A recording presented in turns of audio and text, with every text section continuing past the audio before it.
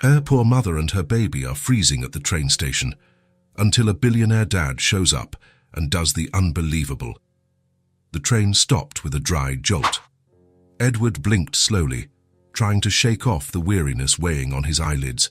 3 days of meetings, contracts, forced handshakes. All he wanted now was to get home, take a hot shower, and sleep. He grabbed his suitcase from the overhead compartment and stepped onto the platform. The wind cut his face. January was being cruel that year. He adjusted his coat and walked toward the exit, his steps echoing on the station's wet floor. Most people had already left. Only a few passengers hurried toward the taxis. Edward passed the empty ticket counter, the already closed convenience store nice, and pushed open the glass door leading to the street. That's when he saw her. A woman huddled on the ground, leaning against the side wall of the station. Her knees were bent, her arms wrapped around something he couldn't quite see. She wore a coat far too thin for this cold. Her brown hair fell in a mess over her shoulders. Edward hesitated. It wasn't his problem. There were shelters, social services, people trained for this. He wasn't. But then he heard a quiet cry, a baby's cry. He stopped mid-stride. He looked at the taxi waiting across the street. He looked back at the woman. He swore under his breath. He walked over to her. "Excuse me." The woman looked up quickly, startled. Her eyes were red, tired. She clutched the baby to her chest, and Edward heard her low voice, almost a whisper. "I'll keep you warm, baby girl. I'll keep you warm." She tried to cover the baby with her thin coat, but it was useless. The wind cut right through it. "I don't want any trouble," she said when she noticed Edward standing there. "We're leaving." Edward raised his hands slowly. "I'm not here to cause trouble. Are you okay?" She gave a short, bitter laugh. "We're just fine, just enjoying the evening." The baby cried louder. The woman rocked her body, trying to calm her, but the child wouldn't stop. Edward then saw the small red face, the lips purple with cold. The baby couldn't be more than a few months old, blonde, with light, tear-filled eyes. "When was the last time you two ate?" The woman didn't answer. She just looked away. Edward sighed deeply. He knew he was going to regret this, but he couldn't just walk away.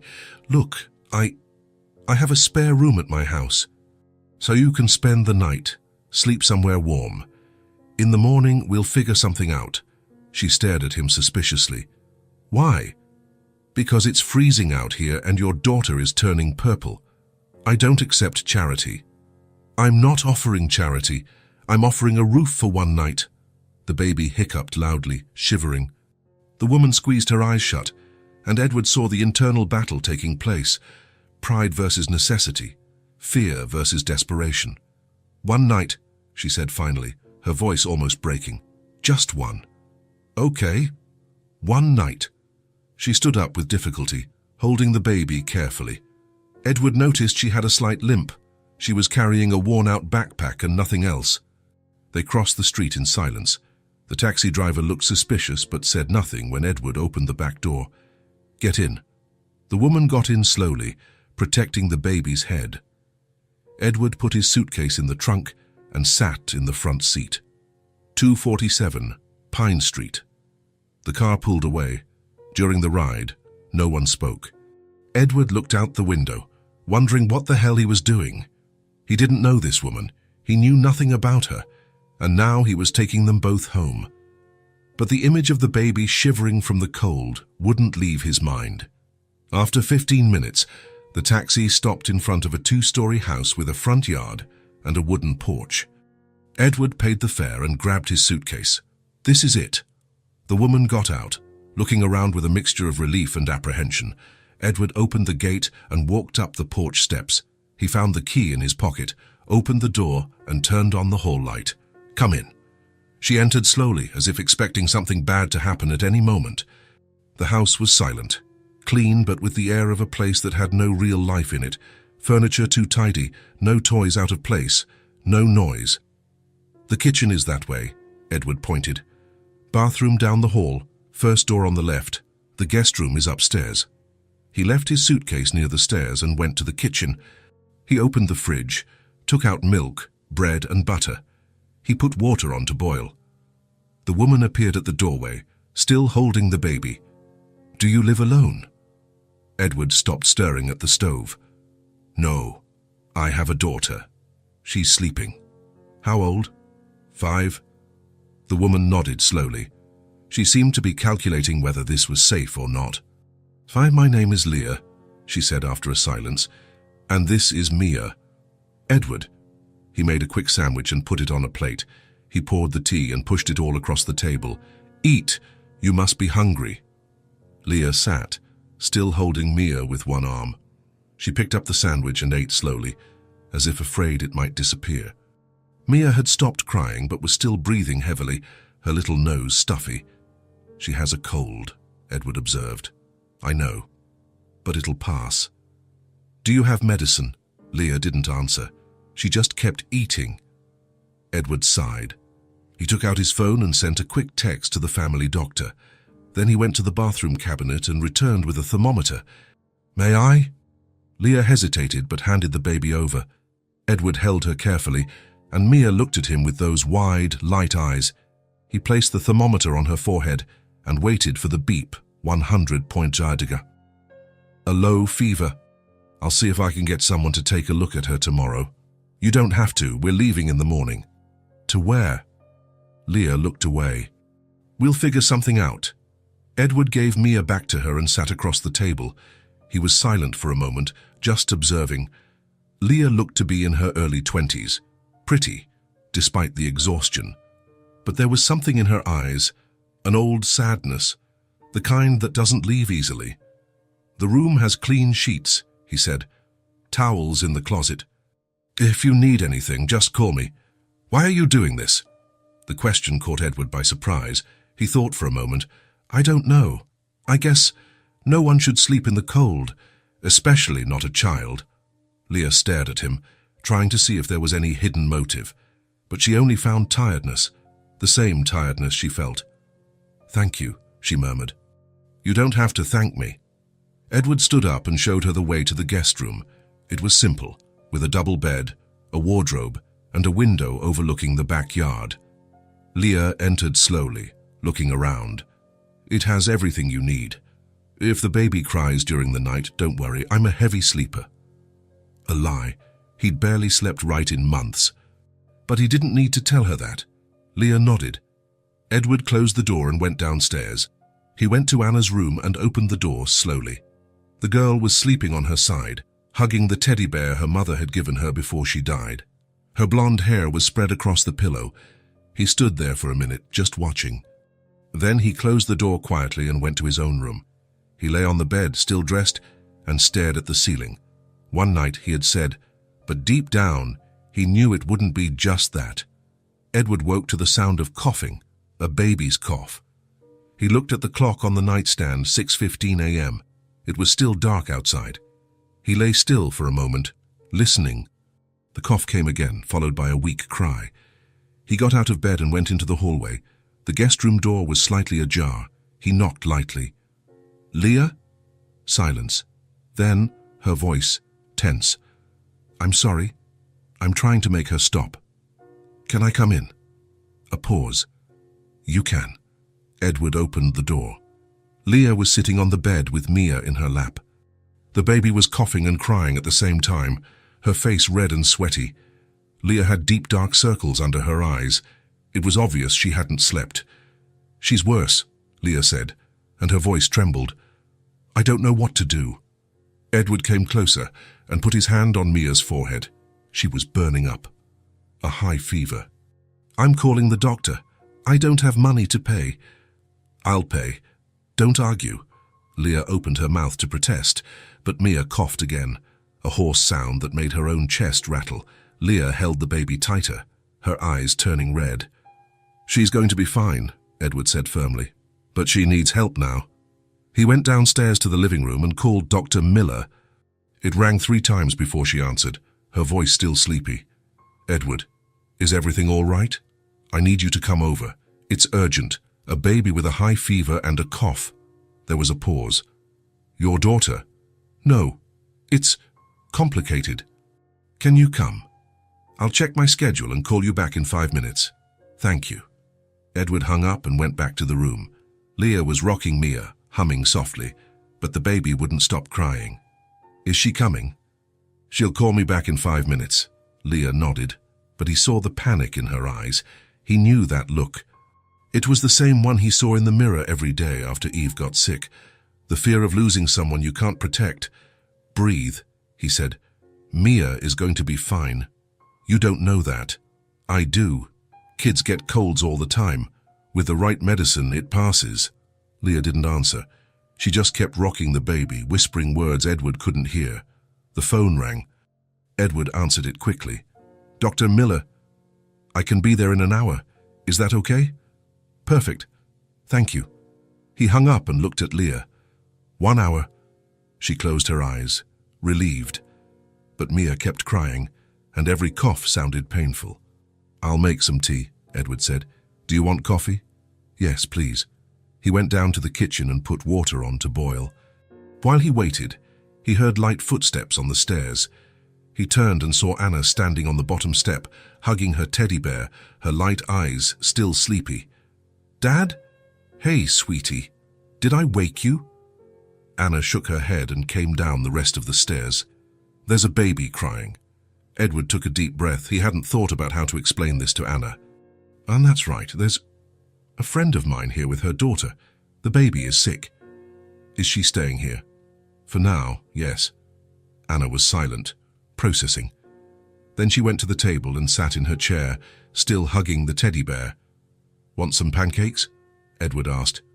"Yes." He prepared the batter on autopilot, his mind split between his daughter in the kitchen and the sick baby upstairs. He served Anna the pancakes with syrup and went to make the coffee. That's when Leah appeared at the doorway, holding Mia. The baby had stopped crying, but she was breathing heavily, her eyes half closed. "Sorry, I need some water." "Of course." "Sit down." Leah entered slowly, and that's when she saw Anna.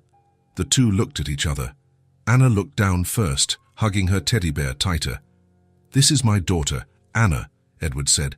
"Anna, this is Leah, and the baby is Mia." "Hi," Anna murmured quietly. "Hi, Anna," Leah replied with a tired smile. "Sorry if we woke you up." Anna didn't answer. She just looked at Mia, curious but quiet. Edward poured water for Leah and coffee for them both. Leah drank it as if she'd been in the desert for days. "The doctor will be here soon," he said. "Thank you." Mia coughed again, and Leah adjusted her in her lap. Anna watched everything in silence, her fork full of pancake frozen in mid-air. "Dad, you want to hold her?" Leah asked gently. Anna shook her head quickly and went back to eating. Leah didn't insist. Dr. Miller arrived 50 minutes later, carrying her black bag. She was a woman in her 50s, grey hair pulled back in a bun, her eyes kind but professional. "Edward." "Dr. Miller, thank you for coming." "Where's the patient?" "Right here." Leah stood up with Mia, and the doctor examined her right there in the living room. She placed the stethoscope on the baby's tiny chest, looked at her throat, and took her temperature. "Respiratory infection," she said after a few minutes. "Nothing serious, but she needs antibiotics." "How many months old is she?" 7, Leah replied. "Is she vaccinated?" Leah hesitated. "Some of them." Dr. Miller didn't judge, she just wrote it down on her pad. "I'll prescribe an antibiotic and a fever reducer. She needs rest, plenty of fluids, and care. If the fever doesn't break in 2 days, call me." "How much do I owe you?" Edward asked. $200 for the house call. You can get the medicine at the pharmacy." He went to his office, came back with the money, and handed it to her. "Thank you, Dr. Miller." "You're welcome. Take good care of her." After the doctor left, Edward grabbed the prescription and his car keys. "I'm going to get the medicine. You two stay here." Leah nodded. She looked exhausted. Edward left and returned 20 minutes later with a bag from the pharmacy. He prepared the first dose of the antibiotic and helped Leah give it to Mia. The baby spat out half of it, but swallowed enough. "She needs to rest," he said. "And so do you." "I'm fine." "Leah, you haven't slept. Go up, lie down with her." "I'll watch Anna." "But no arguing." Leah looked at him, then at Mia, and finally gave in. She walked up the stairs slowly, and Edward heard the bedroom door close.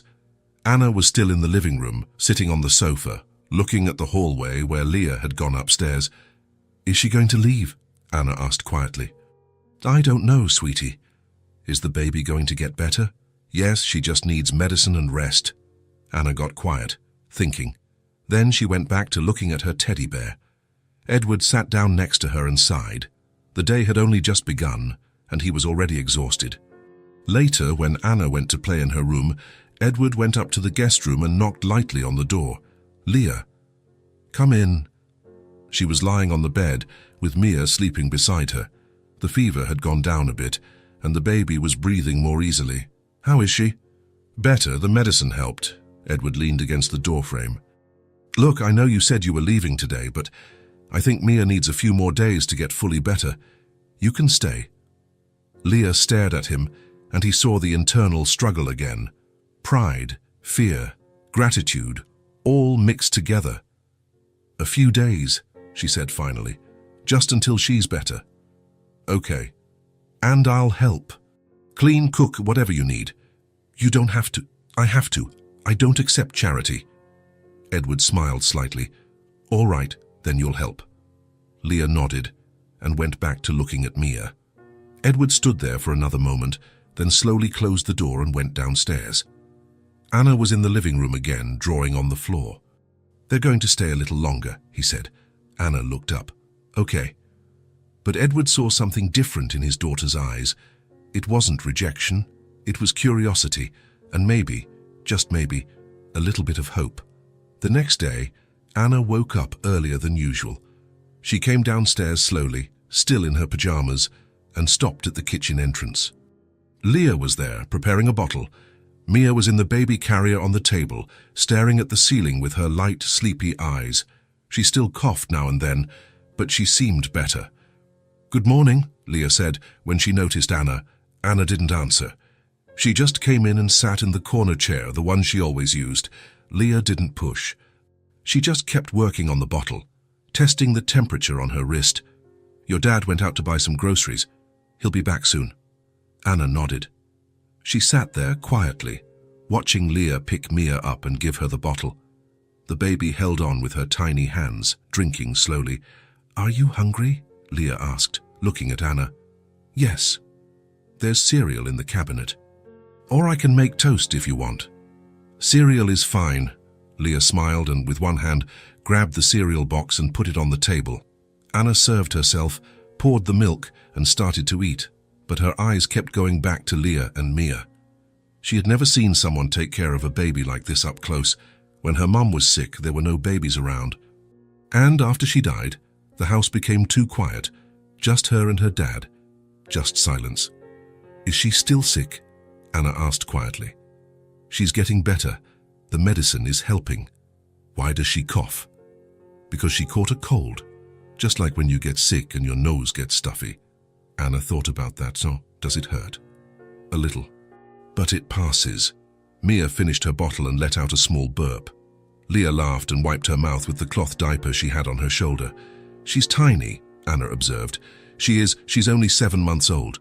"Was I like that when I was a baby?" Leah smiled. "I think so, we all were." Anna kept eating, but now she was watching more openly. Leah started rocking Mia gently, and the baby's eyes began to close. "Is she going to sleep?" "I think so. Babies sleep a lot." "Why?" "Because they're growing. Sleeping helps their bodies get strong." Anna absorbed the information. She finished her cereal and took the bowl to the sink. Then she just stood there near the table, not sure what to do. "Want to see her up close?" Leah offered. Anna hesitated. Then she took a step forward. Leah lowered Mia a bit so Anna could see better. The baby's eyes were closed now, her blonde eyelashes resting on her chubby cheeks. "She's pretty," Anna murmured. "She really is."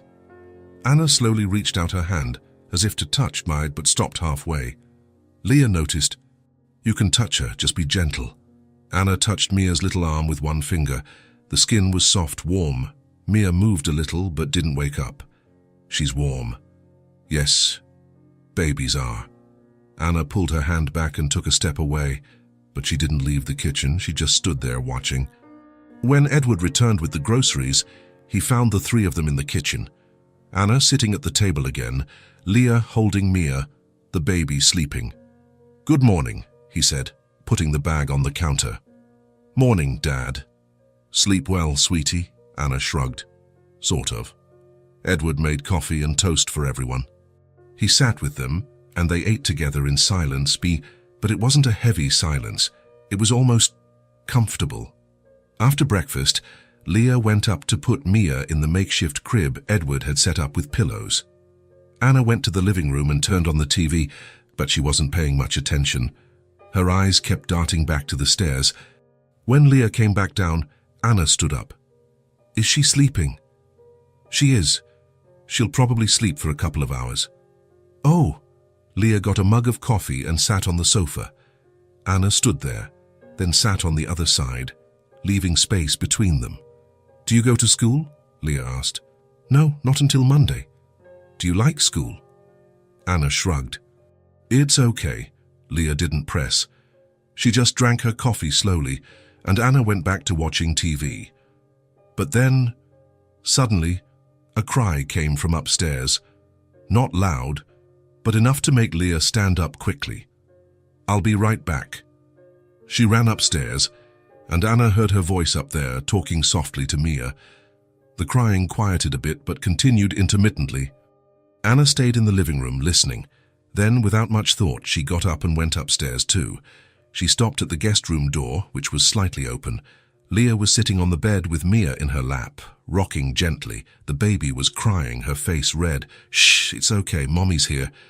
Anna just stood there, watching. Leah noticed her and looked over. "Hi, Anna. Is she in pain?"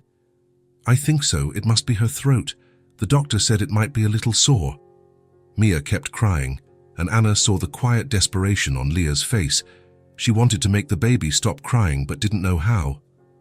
Anna remembered the teddy bear her mom had given her, the one she held when she was sad. Would that work? Without a word, she ran to her own room and came back with a different toy, a colorful rattle she had gotten for her birthday and never used. She stopped at the door again, holding the toy. "Does she like this?" Leah looked at Anna, surprised. Then she smiled, a tired but genuine smile. "I don't know. Let's see." Anna walked in slowly and held out the rattle. Leah took it and shook it in front of Mia. The noise got the baby's attention. She stopped crying for a moment, staring at the colors with wide eyes. Then she started crying again, but softer. "I think she liked it," Leah said. "Thank you, Anna."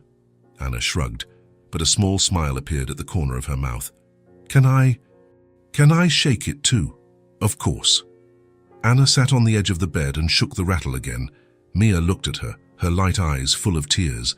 Anna made a funny face, and Mia stopped crying completely, just staring. "She's looking at me," Anna said, surprised. "She is. I think she likes you." Anna felt something strange in her chest, something warm. She kept shaking the rattle, and Mia followed the movement with her eyes. "Babies like colors and noises," Leah explained. "It helps distract them when they're in pain. My mum gave me medicine when I was in pain." The sentence came out without thinking. Anna froze, realizing what she'd said. But Leah didn't seem uncomfortable. She just nodded. "Your mum took good care of you. She's dead. I know, your dad told me. I'm sorry." Anna was quiet, looking at Mia. "You're a different kind of mum than her." Leah blinked, surprised by the observation. "How so?" Anna thought, trying to find the words. You talk to Mia all the time, even when she cries." "My mum got quiet when she got sick." Leah's heart ached. "She was sick, Anna. Sometimes when people are very sick, they can't talk much, but I'm sure she loved you." "I know." Anna kept shaking the rattle, and Mia started to drift off to sleep again. Her little eyes closed and opened, closed and opened. "Is she going to sleep again?" "I think so." "Can I stay here?" Leah smiled. "You can." Anna stayed there, sitting on the edge of the bed, shaking the rattle slowly until Mia fell completely asleep. Only then did she stop. "She's asleep." "She is. You were a great help." Anna felt her face get warm. She wasn't used to compliments like that. "I'll leave the rattle here. If she cries again, you can use it." "Thank you, Anna, really." Anna left the room and went downstairs. Edward was in his office, working on the computer. She walked past and went to the living room, turned the TV on again, but her mind was elsewhere. Mia had stopped crying because of her. She had helped. And it was a strange feeling, but a good one. The following days were similar. Anna would wake up, have breakfast, and stay nearby while Leah took care of Mia. She didn't talk much, but she was always there, watching. When Mia cried, Anna would appear, sometimes with the rattle. Sometimes she just stood there, watching Leah calm the baby. "Why do you rock her like that?" Anna asked one day. "Because the movement is calming, just like when you were a baby and your mom rocked you." "I don't remember." "That's normal. Nobody remembers being a baby." Anna thought about that. "But will Mia remember you?" Leah looked at Mia, thoughtful. "I hope so, but even if she doesn't remember, she'll feel it. Love stays with us even when we don't remember." Anna was quiet, but those words echoed in her head. On the fourth day, Leah was preparing Mia's bath. She had put the small tub in the bathroom, was testing the water temperature, and organizing the towels. Anna appeared at the door. "Oh, what are you doing?" "I'm going to give Mia a bath. She's better, so the doctor said it's okay." "Can I watch?" Leah hesitated, but only for a second. "You can. Just don't make loud noises, okay? So you don't scare her." Anna came in and leaned against the wall. Leah went to get Mia from the room and came back. The baby was awake, looking around curiously. "Look who came to see you, Mia." "It's Anna." Mia turned her head and looked at Anna. She gave a small, toothless smile. Anna felt her chest tighten again. She smiled at me. "She did. She likes you." Leah began to take off Mia's clothes, talking softly the whole time. Anna watched everything, how Leah held the baby, how she tested the water again before putting Mia in, how she rubbed her back. "The water is warm, isn't it, my love?" Mia kicked her legs, seeming to enjoy it. Can I help?" Anna asked quietly. Leah looked at her, surprised. "You want to help?" Anna nodded. "Then can you hold this towel for me? I'll need it when I'm done." Anna took the hooded towel and held it seriously, as if it were the most important job in the world. Leah washed Mia carefully, running the soft sponge over the baby's body, washing her blonde hair with baby shampoo. Mia seemed to love it, splashing her little hands in the water. "Does she like baths?" "She does. Most babies do." "Did I like them too?" "I think so. Most kids like water." When Leah finished, she lifted Mia out of the tub and motioned to Anna. "Towel!" Anna handed it over, and Leah wrapped Mia in it, drying her carefully. The baby was warm, smelling good, with rosy cheeks. "She smells nice," Anna said. "She does. Baby smell." Leah took Mia to the room and started putting on her diaper and pajamas. Anna stood in the doorway watching every move. "Do you do this every day?" "I do." "Babies need baths. Is it a lot of work?" Leah smiled. "It is, but it's nice too." Anna thought about that. Then, without warning, she said, "You're a good mom." Leah stopped what she was doing and looked at Anna. Her eyes welled up. "Thank you, Anna. That means a lot to me." Anna shrugged, but she was smiling. From the hallway, hidden behind his own bedroom door, Edward had heard everything. He had come upstairs to get something and ended up witnessing the whole scene. He saw Anna helping. He saw his daughter smiling. He saw her getting involved, spontaneously, for the first time since Eve had died. His eyes filled with tears. He wiped them quickly with the back of his hand, but they kept coming. His daughter was coming back slowly, but she was... And it was because of this woman and this baby that he had found on a cold night at the station. Edward leaned against the wall, took a deep breath and gave silent thanks. Because sometimes life gives you the one thing you need most, exactly when you're about to give up looking. The first week turned into 2. Mia was completely recovered, and the house had changed in a way Edward couldn't explain. It wasn't about furniture or decoration. It was about sounds. On Saturday morning, Edward woke to the sound of laughter, a child's laughter. He came downstairs and found Anna sitting on the living room rug, shaking the rattle in front of Mia. The baby was lying on her back, kicking her legs and shrieking with joy. "Look, Dad, she laughed!" Edward stopped at the doorway, just watching. Anna was smiling, an open, genuine smile he hadn't seen in months. I see. She adores you. Leah was on the sofa, folding clean diapers. She looked at Edward and smiled, too. Good morning. Good morning, coffee? Already had some, but thank you. Edward went to the kitchen to make his own coffee, but he kept looking into the living room. Anna was making funny faces at Mia now, and the baby wouldn't stop giggling. Something inside him settled, as if a piece that had been out of place had finally clicked. Later, Leah was changing Mia's diaper when Anna appeared beside her. Need help? Leah looked up, surprised. You want to help? I do. Then can you grab a clean diaper from the pile over there? Anna ran to the sofa, grabbed a diaper, and ran back. This one. Perfect. Thank you. Leah finished cleaning Mia and swapped the dirty diaper for the clean one. Anna watched intently, as if she were studying. Is it hard? At first, yes, but then you get the hang of it. Can you teach me? Leah blinked, surprised. You want to learn? Anna shrugged, but she was smiling. I do, so I can help more. Okay. Next time, I'll show you exactly what to do. Anna nodded, satisfied. Then she sat on the floor again and started playing with Mia, making the rattle sound and watching the baby follow the noise with her eyes. Edward was passing through the hall when he heard the conversation. He stopped and leaned against the wall, just listening. His chest tightened again, but this time it was good.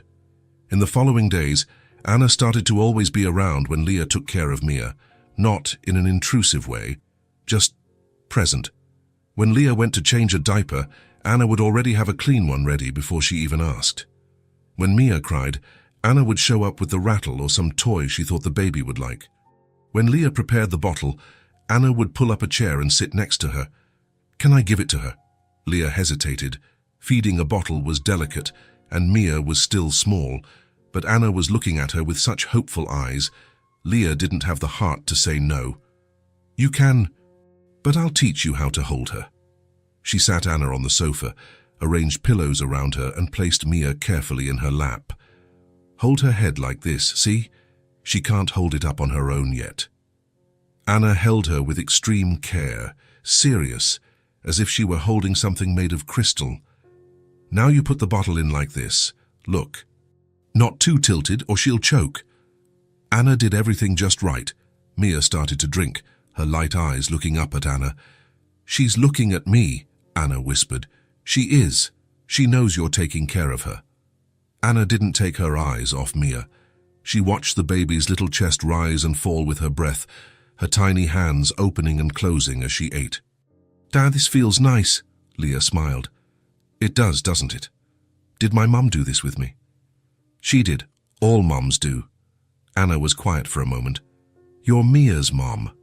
I am. So you know how to do everything right. Leah looked at Anna and saw something in the girl's face.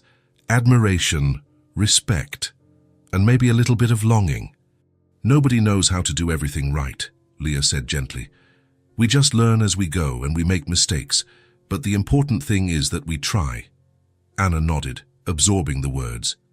Mia finished the bottle, and Leah taught Anna how to burp her, patting her back lightly. When the burp came, Anna laughed.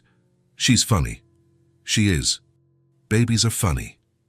After that day, Anna always wanted to give Mia her bottle, and Leah let her supervising but giving Anna space to learn. One afternoon, while Mia was on the rug doing tummy time, Anna lay down next to her. She got on the same level, looking into the baby's eyes. Hi, Mia. Mia lifted her little head and gave a toothless smile. She's getting stronger, Anna said, looking at Leah. She couldn't lift her head like that before. That's true. Babies grow fast. Anna started singing a song her mother used to sing to her, quietly, almost a whisper. Mia stopped moving and just listened, her eyes fixed on Anna. She liked the song. She did. You sing well. Anna blushed, but kept singing. And for the first time in a long time, she didn't feel sad when she remembered her mother. She just felt something good, something she could share. Edward was working in the office when he heard the music. He stopped typing and closed his eyes. listening. It was the song Eve used to sing, the exact one. And hearing Anna sing it again after so long made something inside him break and heal at the same time. He stood up slowly and went to the living room doorway. He stayed there, hidden, just watching. Anna on the floor with Mia, singing. Leah on the sofa, smiling, folding baby clothes. The house had life again. It had sound. It had movement. It wasn't just Mia's crying or Anna's laughter. It was the sound of pots in the kitchen when Leah cooked. It was the sound of running water during bath time. It was the bottle being shaken. It was the TV on with cartoons. It was presence. For months, the house had been a silent tomb. Edward and Anna walked in silence, ate in silence, lived in silence. As if any noise would disrespect Eve's memory. But now the house was breathing, and Edward realized that Eve wouldn't have wanted them to live in silence. She would have wanted exactly this: laughter, songs, life. That night, after the kids were asleep, Edward found Leah in the kitchen washing the last of the dishes. "Tight, let me finish that. Almost done." He grabbed a towel and started drying the dishes she placed in the rack. They stood there, side by side, in comfortable silence. "Anna is different," Edward said after a while. "Is she?" "She is. She's smiling again, singing, playing." He stopped drying and looked at Leah. "You did that. It wasn't me. It was Mia. It was you too. The way you let her help, the way you don't force her, the way you just let her be." Leah rinsed the last mug and dried her hands on a towel. "I know what it's like to lose someone. I know how it hurts, and I know there's no right way to deal with it. Everyone has to find their own path." Edward nodded slowly. "So Eve would be happy to see Anna like this. I'm sure she would." They stood there another moment, and then Leah went to her room. Edward stayed in the kitchen, looking around. The house was different, not in appearance, but in its essence. It smelled like home-cooked food. It had toys on the floor. It had baby clothes drying on the line.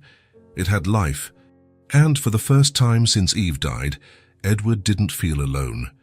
He went up to Anna's room and opened the door slowly. The girl was sleeping, hugging her teddy bear, but on the floor next to her bed was Mia's rattle. Edward smiled. He closed the door carefully and went to his own room. He lay on the bed and looked at the ceiling. The sadness that had weighed down the house had given way to presence, and it was exactly what they needed. They were exactly who they needed. It was almost midnight when Edward went down to the kitchen. He couldn't sleep. He never could in the first few hours of the night. He put water on to boil and got 2 bags of chamomile tea. He heard footsteps on the stairs. He turned and saw Leah standing at the kitchen entrance, barefoot, wearing an old t-shirt and sweatpants. "Sorry, did I wake you?" "No, I wasn't sleeping either." Edward pointed to the kettle. "Want some tea?" "Yes, please." She sat at the table, and he served both mugs. The steam rose slowly, filling the kitchen with the soft smell of chamomile. Edward sat across from her, and they sat there in silence, just holding the warm mugs. It was Leah who spoke first. "Anna is doing well. You've noticed?" "I have." Edward smiled faintly. "It's been a long time since I've seen her like this." "How long?" he thought. "About 8 months. Since before Eve died, actually. When she got sick, Anna closed herself off. And after she was gone, it got worse." Leah took a sip of tea, waiting. She didn't push. She just listened. "It was cancer," Edward continued, his voice low. "It started in her lungs, but it spread fast. By the time we found out, it was too late. The doctors gave her 6 months. She lived for 4. I'm so sorry." "Me too."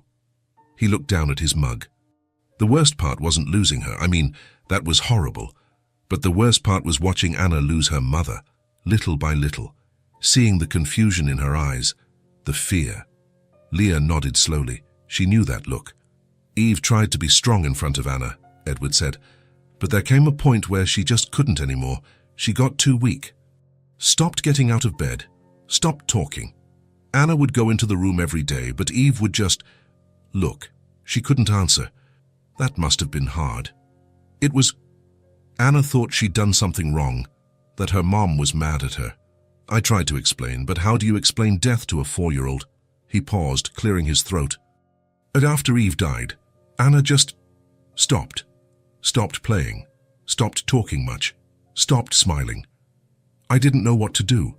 I took her to a therapist, but she wouldn't talk. She just sat there quietly. And now? Now she smiles. She plays. She sings. Edward looked at Leah. Because of you and Mia. It wasn't me. It was. The way you care for Mia, the way you let Anna help. You gave something back to her, something I couldn't. Leah was quiet for a moment. You were grieving too, Edward. You can't take care of someone else when you're drowning. He looked at her, surprised by her insight. Yeah, I guess that was it. I was drowning. And I didn't realize Anna was too. They fell silent again. Edward took another sip of tea and then asked gently, And you? How did you end up at the station that night? Leah sighed deeply. She knew the question would come eventually. It's a long story. I have time. She smiled faintly and began, My dad raised me by himself. My mum left when I was a baby. Never knew her. It was always just me and him. Was he a good dad? The best. Her voice softened. He worked as a mechanic, didn't make much, but there was always food on the table. Always affection. What was he like? Big. Had a beard, hands full of grease. Leah smiled at the memory. But he was gentle. The kind of guy who would stop to help anyone on the side of the road, who'd share his lunch with a stray dog. Edward smiled too, imagining it. He raised you well. He tried.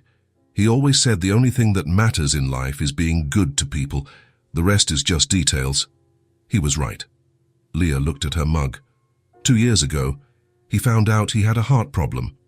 Heart failure, the doctors said. He needed surgery, but we didn't have private insurance. We got on the waiting list for the public hospital. Edward knew where this was going. Was the list long? Very. He waited a year, but in that time, he got worse. Started having trouble breathing. Couldn't work. I dropped out of college to take care of him. You were in school. Nursing 2nd year. And then I took care of him. 2 shifts cleaning houses. And at night I stayed with him, gave him his medicine, made food, helped him shower when he couldn't manage. Leah's voice trembled a bit. He got worse quickly. At the end, he could barely get out of bed. I saw him trying to be strong, but you could see the fear. Fear of dying, fear of leaving me alone. Edward said nothing. He just listened. He died at home, in the middle of the night. I woke up and went to check on him, and he was gone, quietly, hopefully, without pain. I'm sorry, Leah. Me too. She wiped her eyes quickly. After he died, I found out we owed rent. A lot of rent. He hadn't told me, trying not to worry me. The landlord gave me 1 week to get out. And where did you go? I stayed at a friend's house for a while, but she was married, and her husband didn't like it much. So I left, stayed in a shelter, then on the street. And Mia? Leah smiled, but it was a sad smile. I found out I was pregnant 2 weeks before my dad died. I didn't have the heart to tell him. He was already so weak. And Mia's father. A guy from college. When I told him I was pregnant, he said he wasn't ready. Gave me money for an abortion and disappeared. Edward felt anger rise in his chest. What a son of a bitch. Yeah, but it worked out in the end. I wasn't going to have an abortion anyway. Mia is the best thing that ever happened to me. She's beautiful. She is. Leah looked up, as if she could see through the ceiling to the room where Mia slept. I saw her for the first time and thought, nothing else matters. Just her. And how did you end up at the station? I was in a shelter, but you have to leave in the morning and can only come back at night. It was cold, and I had nowhere to go. I went to the station because it was covered. I was just going to stay there until it warmed up a bit. She looked at Edward. Then you showed up. Edward shook his head slowly. I'm glad I showed up. Me too. They sat in silence, but it wasn't uncomfortable. It was the silence of 2 people who had been through pain and recognized it in each other. You know what's funny? Edward said after a while. I spent months thinking I'd never see Anna smile again. that I'd lost my daughter along with my wife. And now I see she was just waiting for someone to show her it's still possible to live, that it's still possible to feel good things. Leah smiled. Kids are resilient. They just need a little push sometimes. You gave her more than a push, you gave her back to me. You did the same for me. You gave me a place when I had none. You gave me a safety. That's priceless. Edward looked at her, and something shifted. It wasn't just gratitude. It wasn't just sympathy. It was something deeper. A connection that's born when two people allow themselves to be seen with all their wounds, all their flaws, all their pain. "Thank you for trusting me," he said. "I know it wasn't easy." "Thank you for listening to me," Leah replied. "It's been a long time since I talked about this." They finished their tea in silence, but now it was different. Now it was the silence of people who no longer needed words. And when they went up to their own rooms, they both knew something had changed between them. Something rare, something true. It was a Sunday afternoon, and the house was quiet in a good way. Mia was napping in her carrier in the living room, her little chest rising and falling slowly. Leah was in the kitchen preparing dinner, chopping vegetables for a soup. She passed through the living room to grab something and stopped. Anna was sitting on the floor near the window, a box of colored pencils open beside her. She had paper in front of her and was holding a yellow pencil. Leah's chest tightened. Edward had told her that Anna used to love drawing, that she would spend hours drawing flowers, houses, animals, but after her mother died, she had never picked up the pencils again, and there she was. "Drawing?" Leah said nothing. She just went back to the kitchen but left the door ajar so she could watch. Anna worked with concentration, her tongue sticking out the corner of her mouth as kids do when they're focused. She'd pick up a pencil, draw a little, then grab another. Yellow, brown, pink, blue. She spent almost half an hour like that. Leah finished chopping the potatoes, but she kept sneaking glances. Edward came down from his office and was about to say something, but Leah signaled for him to be quiet and pointed at Anna. He looked and froze. His eyes widened. "She's drawing," Leah finished softly. "Let her finish." Edward nodded, his throat tight. He just stood there, watching his daughter. He wanted to go over, hug her, tell her how happy he was, but he didn't want to break the moment. After a few more minutes, Anna put the last pencil back in the box. She picked up the paper and looked at it, her head tilted. She seemed satisfied. She stood up and went to the kitchen. Leah and Edward quickly moved apart, pretending to be busy. "Leah." "Hi, Anna." "What's up?" "I made something." "You did?" Anna held out the paper. Leah wiped her hands on a dish towel and took it carefully. It was a simple drawing, made with childish lines, but it was all there. 4 figures holding hands, a tall one with brown hair, Leah, another tall one with dark hair, Edward, a little one with yellow hair, Anna, and a tiny one in Leah's arms, Mia. All of them were smiling. Leah felt her throat close up. She looked at the drawing, then at Anna. "You drew us." "I did. It's for you." The words came out so naturally, so simply, as if it were obvious, as if it weren't the most beautiful thing Leah had heard in a very long time. "For me?" Anna nodded. "Do you like it?" Leah knelt, getting down to Anna's level. Her eyes were red, but she was smiling. "I love it, Anna. Seriously, it's the most beautiful drawing I've ever gotten." Anna smiled, shy but happy. "Can I put it on the fridge?" "You can." Leah grabbed a magnet and stuck the drawing right in the center of the refrigerator door. She stared at it for a moment, then turned and hugged Anna. The girl was stiff for a second, but then relaxed and hugged her back. Edward was standing on the other side of the kitchen, wiping his eyes with the back of his hand. When Leah looked at him, he just nodded, unable to speak. That night, after dinner, Leah was cleaning up when Anna appeared with a book in her hand. "Can you read to me?" Leah looked at the book. It was an old volume, the cover worn, with drawings of animals in a forest. "Of course. Want to read here or in the living room?" "In the living room, on the rug." "Then let's go." Leah picked Mia up and went to the living room.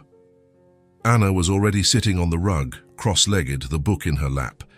Leah sat beside her, settled Mia between her legs, and took the book. "Is this a good one? Mommy used to read it to me." Leah paused. She looked at Anna, searching for signs of sadness, but Anna was just looking at the book with affection. "Then it must be very special." "It is. It's about a rabbit who gets lost in the woods, but in the end he finds his family again." "Want me to read it?" Anna nodded. Leah opened the book to the first page and began. She didn't read in a monotone. She did different voices for each character. The rabbit had a high, scared voice. The owl was wise and deep. The squirrel was fast and nervous. Anna started to smile, then to laugh. Mia watched Leah with wide eyes, as if she understood every word. She waved her little hands in the air, occasionally batting at the page. Leah turned the page and continued, exaggerating the voices even more. When the wolf appeared, she made a low, scary voice. Anna squealed and laughed, leaning against Leah. "You're funny." "Am I?" "Yeah. Mommy did voices too, but different." Leah stopped reading and looked at Anna. "Do you want me to read it the way she did?" Anna thought for a moment. "No, I like your way." Something inside Leah settled. She continued reading, and Anna stayed there, leaning against her, laughing at the funny parts, holding her breath during the suspenseful moments. Edward had gone upstairs to take a shower, but when he came down, he heard the voices in the living room. He stopped in the hallway, hidden, just watching. Leah was sitting on the rug, with Mia in her lap and Anna leaning against her, reading the book with exaggerated intonation.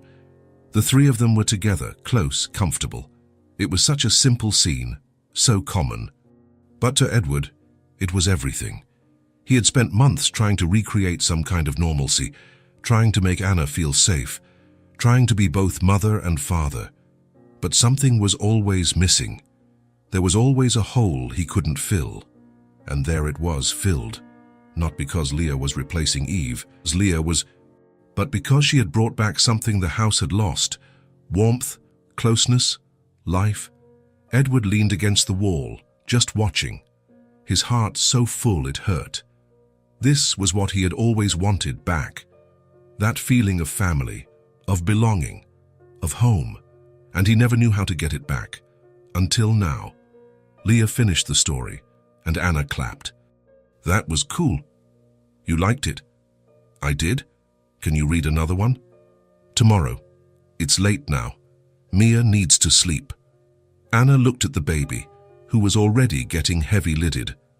"Okay, but you'll read another one tomorrow." "I will. I promise." Anna was quiet for a moment, fiddling with the hem of her shirt. She looked like she wanted to say something but didn't know how. Leah waited. She didn't rush her, she just stayed there, present. Finally, Anna looked up.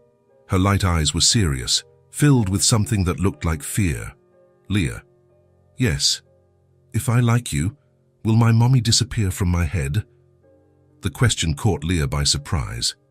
She felt her chest tighten, her eyes burn. But she held it in. She took a deep breath. She looked at Anna with all the tenderness she could gather. "No, sweetie. You can love your mommy forever, and you can like me too." Anna blinked, processing. "There's room for both?" "There is. Our hearts are big. There's room for lots of people. And it's not wrong. It's not wrong. Your mommy would want you to be happy. She'd want you to have people who love you nearby." Anna thought about that. Then, slowly, she smiled. "Then okay." And without warning, she rested her head on Leah's shoulder. She just stayed there, quietly, just leaning. Leah closed her eyes, holding Mia carefully, and put her free hand on Anna's back.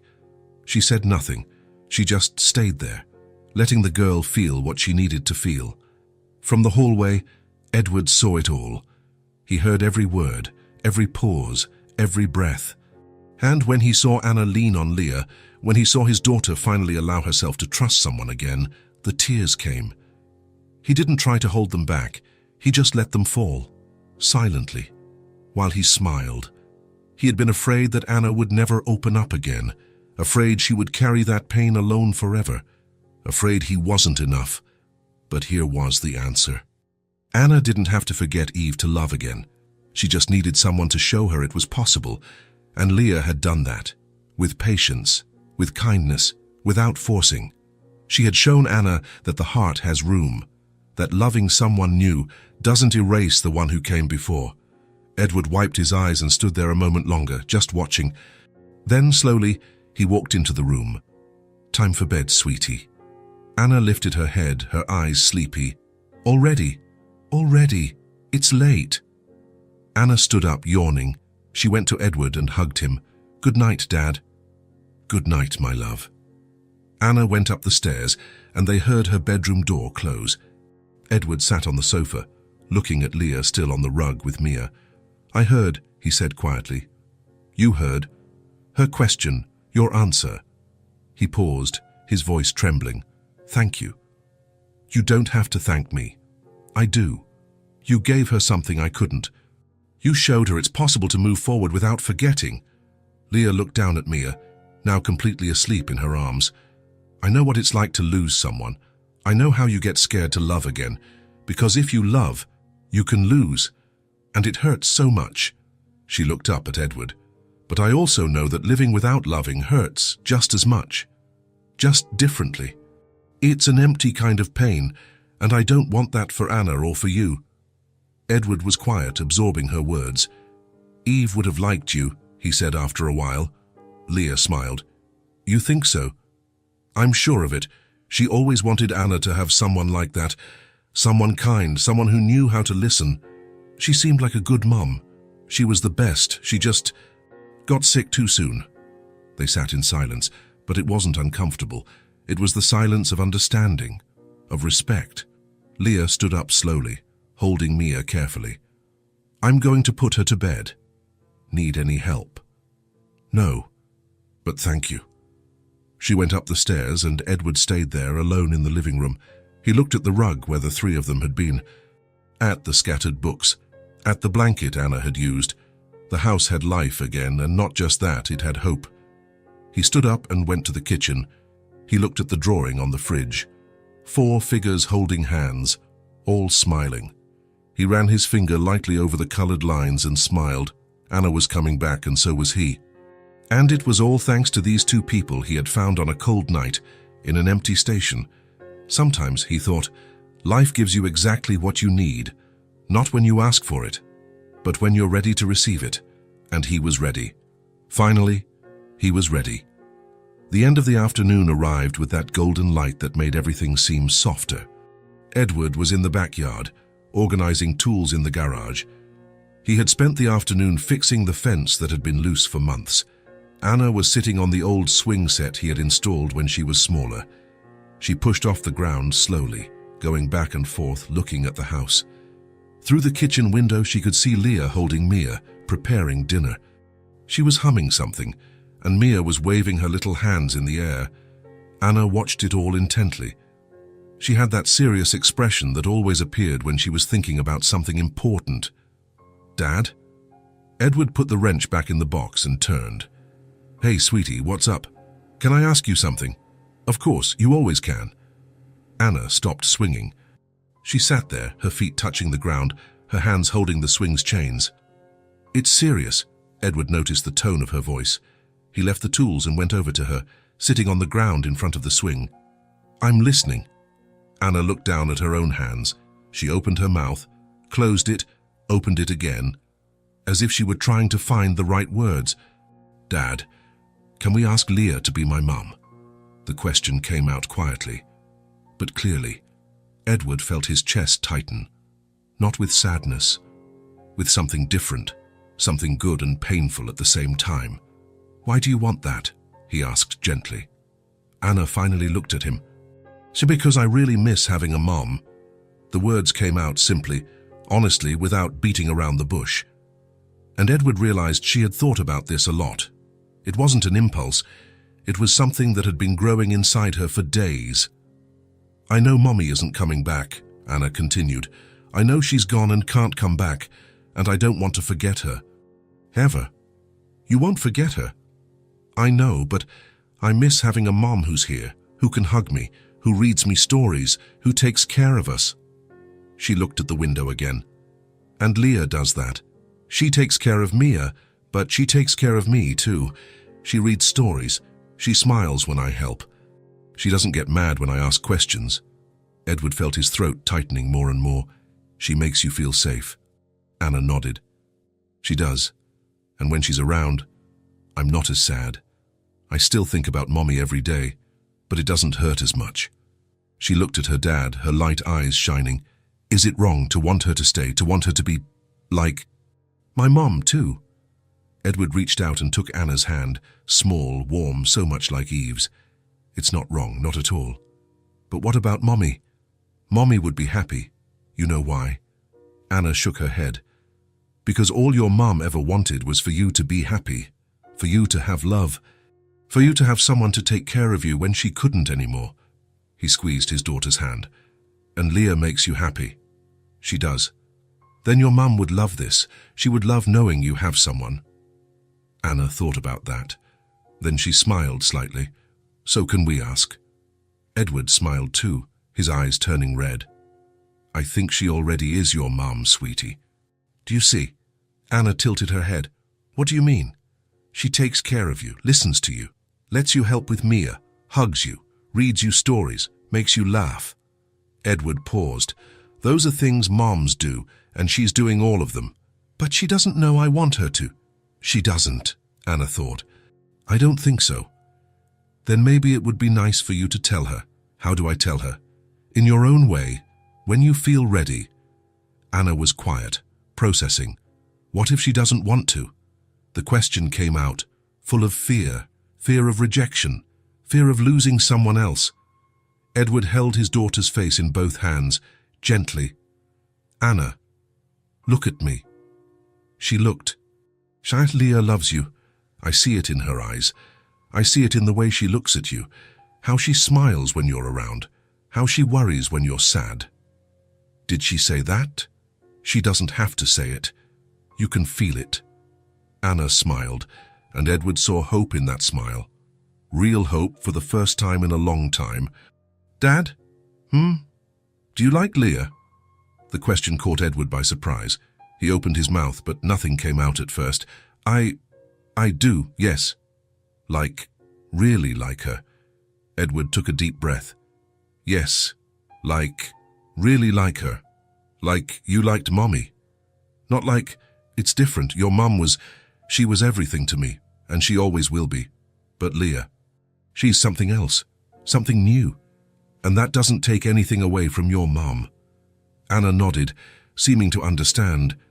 So you want her to stay, too? I do. And Mia. Edward smiled.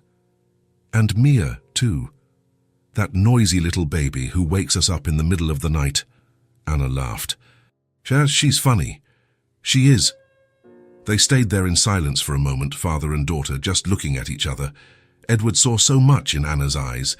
Pain, longing, fear, but he also saw hope and love and the will to move forward. Come here. Anna got off the swing and threw herself into her father's arms.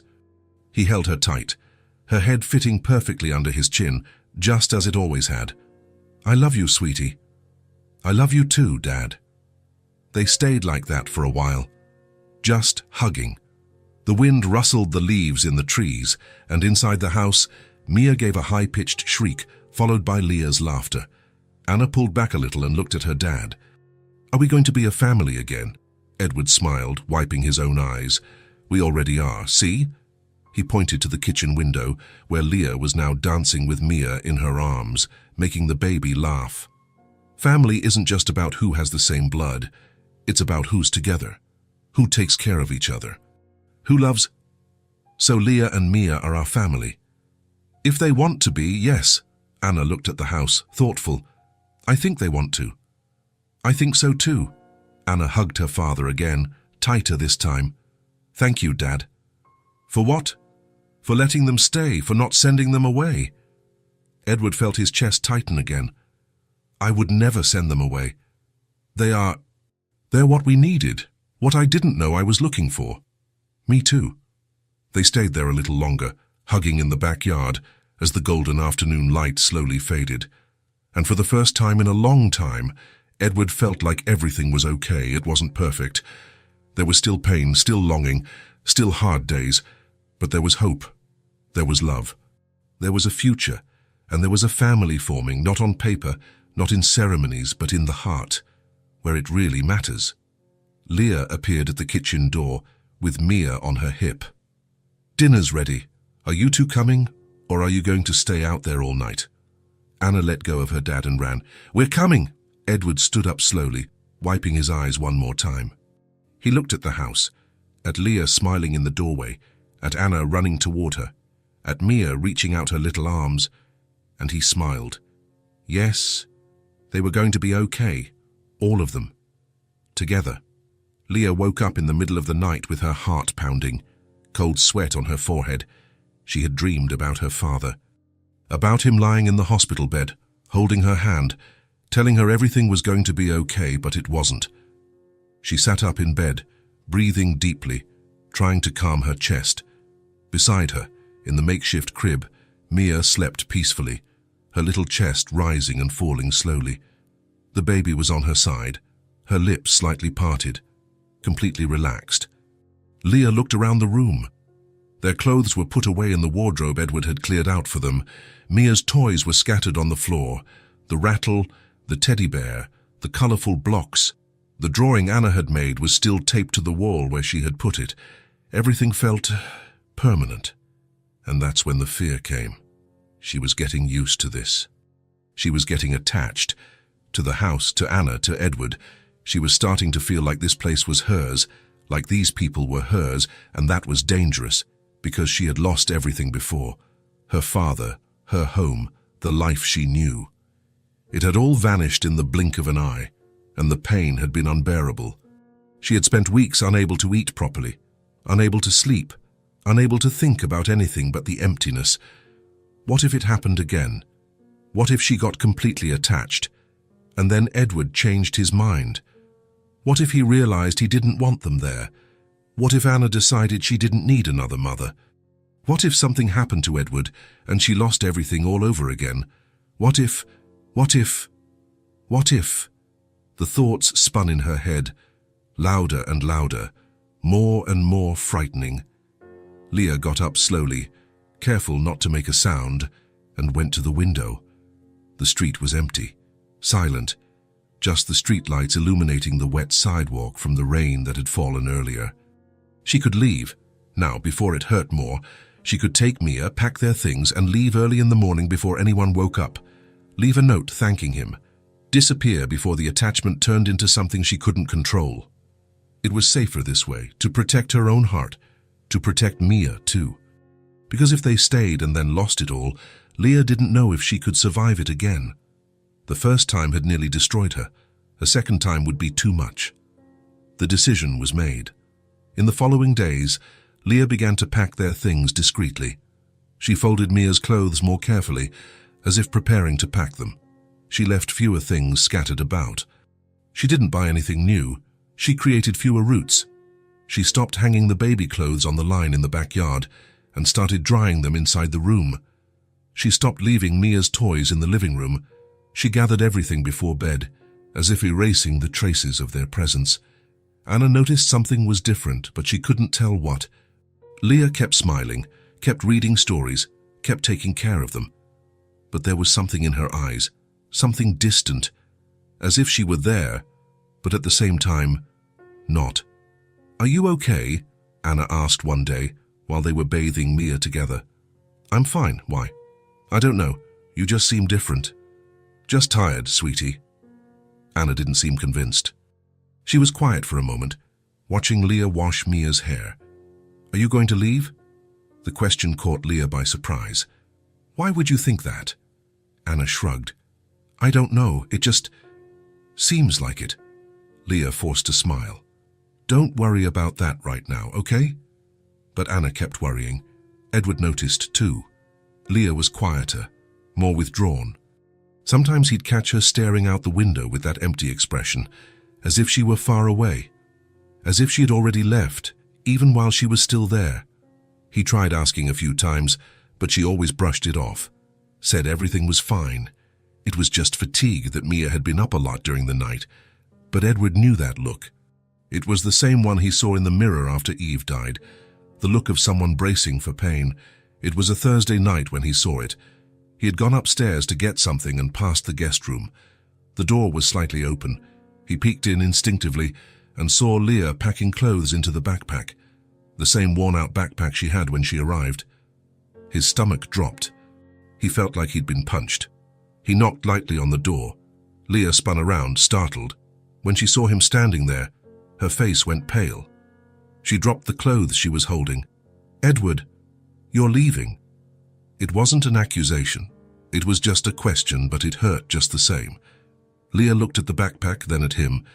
She opened her mouth, closed it, opened it again. I think it's for the best." "Why?" "Because Mia is better, and you two are back to your routine. We're just in the way."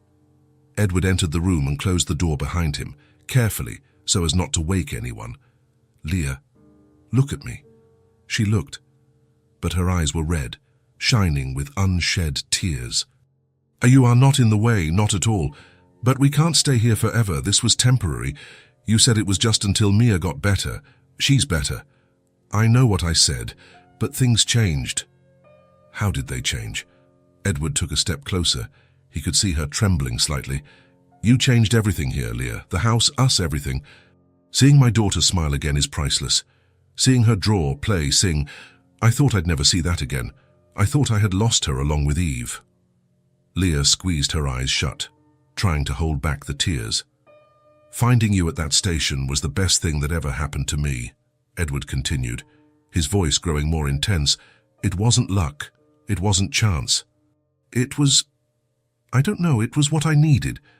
What Anna needed. What we needed. Edward, you don't understand. Let me finish, please." She nodded, biting her lip. He took a deep breath. "I know you're scared. I am too. Scared of getting attached and losing again. Scared of not being enough. Scared of messing everything up. Of doing something wrong and losing you." Leah wiped her eyes with the back of her hand. "I already lost everything once, Edward. My dad, my home, my life, everything. And I barely survived. I can't stand to lose again. I can't." Her voice broke at the end. "I know, I lost I too," Edward said gently. "I lost Eve. I lost the life we had planned. I lost my daughter's mother. And for months, I lived in so much fear of feeling anything that I just stopped really living." He took another step. "But we can't stop living because we're afraid of losing. We can't run away every time something good appears, just because there's a chance it might hurt. But what if it does hurt? And what if it doesn't? What if it's the best thing that ever happened to us?" He moved closer, and now he was right in front of her. "I want to build a family with you. For real, not temporary. Not until Mia gets better, or until you find a place. Forever. Or at least, as long as we want to be together." Leah's eyes widened, the tears finally starting to fall. "Edward, but only if you want to. If you don't, I understand. I'll help you find a good place. I'll give you money to get started. I'll do whatever it takes for you and Mia to be okay and safe." He took her hand, and she didn't pull away. "But if you want to stay, if you want to try, I'm here. Anna's here. And we want you. We need you." Leah's tears finally fell freely. She tried to speak but couldn't. Her throat was closed. She just cried, her body shaking with sobs she had held back for days. Edward pulled her into a hug, and she sank into him, sobbing on his shoulder. All the fears, all the pain, all the tension from the last few days pouring out at once. "I'm so scared," she whispered between sobs. "I know, I am too. What if it goes wrong? What if it goes right?" She sobbed harder.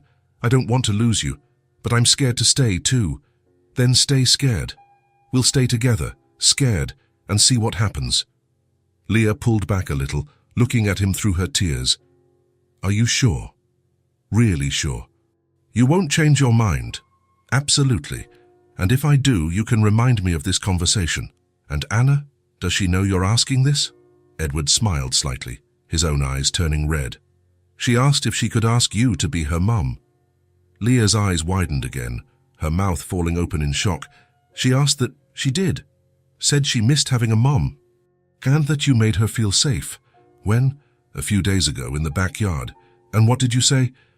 I said I think you already are her mom. But it would be beautiful to hear it from you, too. Leah covered her face with her hands, crying even harder.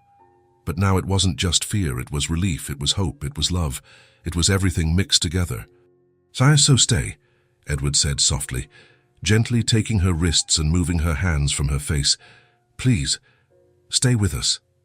Let us try. Leah looked into his eyes. She saw sincerity.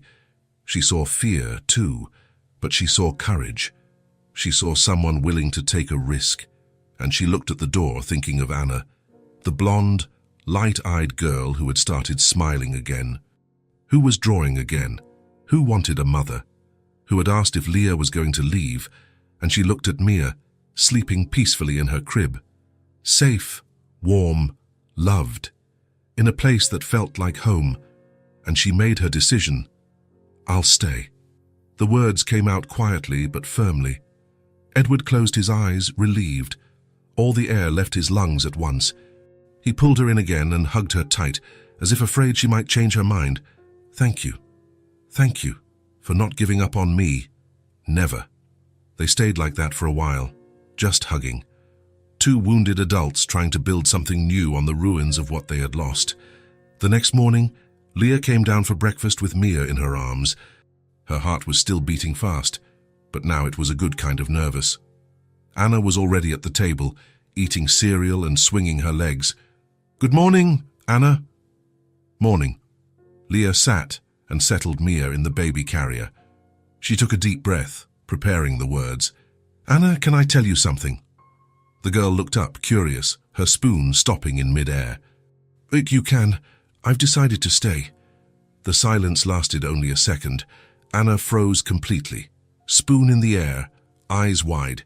Stay, like live here. Like live here, with you and your dad, if you want me to. Anna dropped her spoon with a clatter and shot up from her chair. She ran to Leah and threw herself into her arms, hugging with a force Leah didn't know a 5-year-old could have. Really? For real? Leah laughed, despite the tears that were returning, and hugged her back. For real? Forever. Forever. Anna pulled back just enough to look in Leah's face, her light eyes shining. Sais, thank you for wanting to be my mom. The words came out simply, directly, full of meaning, and Leah felt her chest explode with love. Thank you for letting me, for accepting me. Anna smiled, that open, genuine smile that lit up her whole face, and hugged Leah again, slower this time, but tighter. I love you. Leah closed her eyes, the tears falling. I love you too, my sweet girl. Edward was standing in the kitchen doorway, watching it all. He tried to wipe his eyes quickly, but it was no use. The tears were falling, and he didn't care anymore. He cleared his throat and walked in. Anyone want pancakes? Me! Anna shouted, letting go of Leah and jumping up and down. Mia gave a little shriek too, clapping her hands in the baby carrier as if in agreement. Everyone laughed, and that's how the new routine began. Leah would wake up early and make coffee. The smell of toast filled the house, mixed with the aroma of fresh coffee. Anna would run down, her quick footsteps echoing on the wooden stairs. Mia would wake up shortly after, Sigyn crying, and Leah would go get her, humming softly. During the day, there was the sound of pans banging as Leah cooked, of water running during Mia's bath, of Mia laughing that wonderful way babies laugh, of Anna singing songs she learned at school. In the afternoon, Leah and Anna would play on the rug with Mia. Sometimes they read stories, with Leah doing the funny voices Anna loved. Sometimes they just lay there, talking about silly things, about the clouds that looked like animals, about which color was best, about what Mia would be when she grew up. At night, they had dinner together, the four of them around the table. They talked about their day, about plans for the weekend, about nothing and everything. Anna told them about school. Edward talked about work. Leah laughed at the stories. Mia banged on her high chair tray, wanting to be part of it. And later, when the children were asleep, Leah and Edward would have tea in the kitchen. They talked about the day, about the fears that still popped up sometimes, about their dreams for the future. It wasn't perfect. There were hard days. There were nights when Mia wouldn't stop crying and everyone was exhausted. There were times when Anna got sad remembering her mum and needed to cry in Leah's arms. There were times when Leah felt the fear return, and Edward had to hold her hand and remind her it was okay. But it was genuine. It was real. It was a family being built, not on paper, not in ceremonies, but in the day-to-day, in the small moments, in the hugs, in the laughter, in the shared tears. One night, Leah was putting away Mia's toys when she saw Anna's drawing stuck to the wall, the four figures holding hands, all smiling. She smiled. It wasn't just a drawing anymore. It was their reality now. Edward appeared at the door, leaning on the frame. "Need help?" "No, I'm all done." He walked in and stood beside her, looking at the drawing too. She was right. "About what?" "We are a family." Leah looked at him and smiled, her eyes shining. "We are." And it was true. It didn't matter that they didn't share the same blood. It didn't matter that they had met just weeks ago in a cold station. It didn't matter that the path to get here had been full of pain and loss. What mattered was that they were together, that they chose each other, that they decided to try even while scared. And sometimes that's all a family needs: choice, presence, love, courage. The rest is built along the way, one day at a time. 3 months later, spring had arrived. The yard was in bloom and Leah had spent the morning working in the flower beds, while Mia played on a blanket spread out on the grass. The baby was 10 months old now. She had grown, her blonde curls getting longer, and she was trying to walk. Edward was at work, Anna at school. It was just Leah and Mia enjoying the sun. Mia was holding onto the wooden bench, balancing on her wobbly legs. Leah watched from a short distance, attentive. "You can do it, baby girl. Come here." Mia looked at Leah, her light eyes shining. She gave a toothless smile and let go of the bench. She stood there for a second, wobbling. Then she took a step, shaky, uncertain. "That's it. Come on." Mia took another step, then one more, her legs trembling, her arms outstretched. Leah knelt and held out her arms. "Come to Mommy." Mia took 2 more steps and the word came out, clear, "Mama." Leah froze completely. The world stopped. Mia kept wobbling until she fell into her arms, laughing, but Leah couldn't move. She just held the baby, her eyes wide, her heart beating too fast. "Mama." The tears came suddenly. They fell, hot, down her face, and Leah hugged Mia tightly. "You said Mama. You said it." That's when she heard the back door open. Anna was standing there, still wearing her backpack. School had let out early. "Leah, are you crying?" Leah wiped her face quickly, but the tears kept coming. "I am, but it's good." Anna dropped her backpack and ran over. "What happened?" "Mia walked, and she called me Mama." Anna's eyes went wide. "Really? Really?" Anna sat next to Leah on the grass and took her hand. "She knows." Leah looked at Anna. "Knows what?" "That you're her mama, just like you're mine." Leah's chest tightened again. She pulled Anna in with her free arm and hugged them both. Mia in her lap, Anna leaning against her. "I love you guys. So much." "We love you too," Anna murmured. They heard the gate open. Edward was home early. He'd managed to leave before rush hour. When he saw the 3 of them in the yard, he stopped. Leah with red eyes, Anna holding onto her, Mia in her lap. "Did something happen?" "Mia walked," Anna yelled. "And she called Leah Mama." Edward felt a huge smile spread across his face. He dropped his briefcase and walked over, sitting on the grass beside them. "For real?" "Yes," Leah said. She took about 4 steps and said Mama. "Say it again, Mia," Anna begged. "Say Mama." Mia looked at Leah and gave that toothless grin. "Mama," everyone laughed. And Leah cried again. "You deserve this," Edward said softly. "You deserve every second." "We deserve this," Leah corrected. "All of us." Edward put his arm around her, and Anna snuggled in closer. Mia was in the center, looking at everyone, happy. They stayed there in the yard, just the 4 of them. the afternoon sun warming them, the breeze rustling the flowers. A family. For real. Later, after dinner, Leah was putting the dishes away in the kitchen. She stopped when she saw something new on the refrigerator. A drawing. Brand new. 4 figures holding hands. All smiling. Anna had put more detail in this time. Her and Mia's blonde hair, Leah's brown hair, Edward's dark hair. And above them, written in big, colourful letters, our family. Leah ran her fingers over the drawing. She smiled, her eyes filling with tears again. Edward appeared behind her. She made a new one. It's beautiful. He hugged her from behind. Do you think I'm doing this right? Leah asked quietly, being their mom. You brought this house back to life. You brought Anna back, and Mia knows who her mother is. She said so today. Leah smiled. I never imagined I'd have this. A family. Ever again. Me neither, but we do. And it's ours. Ours, Leah repeated. Anna appeared at the door, yawning. Can I go to sleep? Leah knelt. Want me to read you a story first? Anna nodded. Yes, please. Then let's go. They went up together, and Edward heard Leah's voice from upstairs, reading with those funny intonations. He heard Anna's laughter. He heard Mia's little shrieks. He heard life. He looked at the drawing on the fridge again. Our family. This was everything he had ever wanted, not the way he had imagined it, not the way he had planned. But it was perfect just the way it was. Imperfect, really.